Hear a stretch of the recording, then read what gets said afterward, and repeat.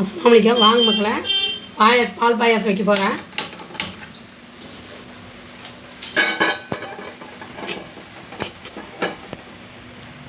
சுடுதண்ணி ஊற்றிக்கலாம். பற்ற வச்சாச்சு. சுடுதண்ணி ஊற்றிக்கலாம். ஒரு பறக்காது தண்ணி வந்துடுச்சு. 1/4 கிலோ வந்து நான் வந்து பாயாசம் சேமியா எடுத்துருக்கிறேன்.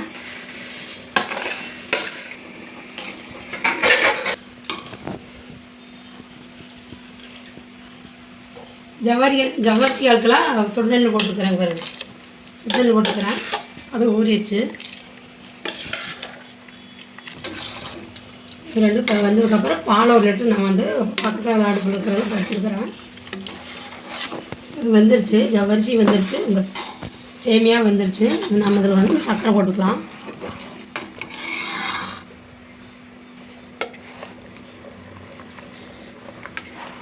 ஒரு 3/4 கிலோ சர்க்கரையாக போட்டுக்கலாம்.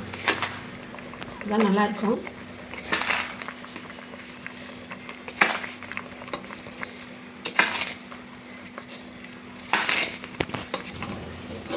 போதும், இந்த அளவு போட்டாச்சு. இதெல்லாம் வந்துருச்சு. சர்க்கரையும் போட்டு இதெல்லாம் நல்லா வந்துருச்சு. இப்போ பால் எடுத்து ஊற்றிக்கலாம். நான் 1 லிட்டர் பால் காய்ச்சிருக்கிறேன். பால் அடி இருந்தாலும் பரவாயில்ல, ஒன்றும் பிரச்சனை இல்லை. ஏலக்காய் நுணுக்கி வச்சுருக்கிறேன், அதையும் போட்டுக்கலாம். பாயாசம் ஆயிடுச்சு. பக்கத்து அடுப்பில் எடுத்து வச்சுட்டு நெய் ஊற்றிக்கலாம்.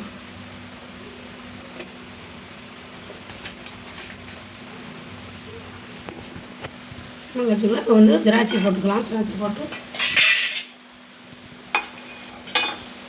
அதோட முந்திரி போட்டுக்கலாம். முந்திரி 100 கிராம் எடுத்துருக்கிறேன். முந்திரி 100 கிராம் எடுத்துருக்கிறேன். திராட்சை 25 கிராம் எடுத்துருக்கிறேன். இதெல்லாம் பொரிச்சாச்சு. இதெல்லாம் இது வந்து பாயாசத்தில் கொட்டிக்கலாம். இதிலே தேங்காய் போட்டு வறுத்துக்கலாம். நான் தேங்காய் எடுத்து கருப்பு கலர் தோலெல்லாம் எடுத்துகிட்டு நான் அதை இப்போ அதை பொடி பண்ணி வச்சுருக்கிறேன். இதை வறுத்து அதில் கொட்டிக்கலாம். வறுவட்டுருச்சு. இதை எடுத்து நம்ம பாயாசத்தை ஊற்றிட்டு பாயாசம் பரிமாறிக்கலாம்.